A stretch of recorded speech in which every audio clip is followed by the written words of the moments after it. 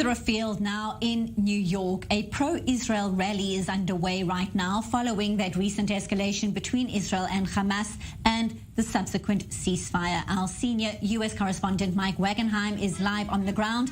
And Mike, you reported earlier the rally was more like a party than a protest. What are people saying there at the moment? What's the latest? And you have robbed me of hope.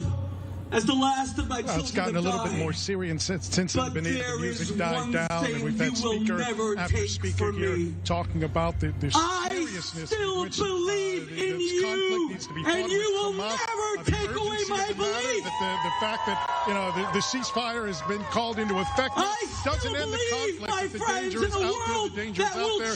Dealing with the terrorists and the Palestinian Authority rather than a terrorist. Also, talking about the urgency of dealing with the danger of the streets here in New York City and elsewhere. We've seen a substantial rise in violent anti-Semitic incidents as of late, and that is what the crowd has been talking about here today, at least those I spoke with. Let's give a listen to some of those in attendance here today in New York City.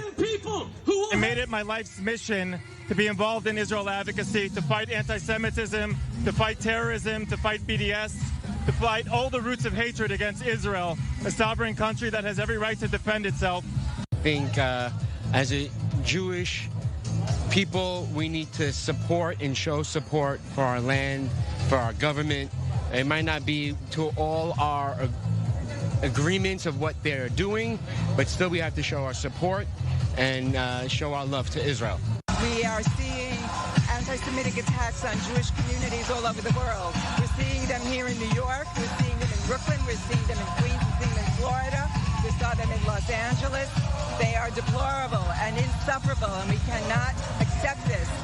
The blessing of Israel. So we're hearing there from those protesters, Mike, much concern about those anti-Semitic incidents in different centers around the globe, as well as New York. What more details can you give us about the specific incidents that have taken place in the U.S. since the ceasefire on Friday morning local time here? My own brother is a part who will march here in a million strong. Too many to recount in the limited time we have left to speak this afternoon, Benita. But here in New York City, a man who was arrested on Friday for pummeling a Jewish man in the street in Manhattan was released on $10,000 bail last night. That is one of the criticisms here in New York. The police are working hard, but the judicial system, because of the rules here in New York City, a lot of these attackers are going to wind up being back out on the streets and being a danger once again to the Jewish community. Those here in attendance today, Benita said, they're not scared. They're going to keep going about their lives and living it in a Jewish way and fight the terrorists, they say, here on the streets if they need to.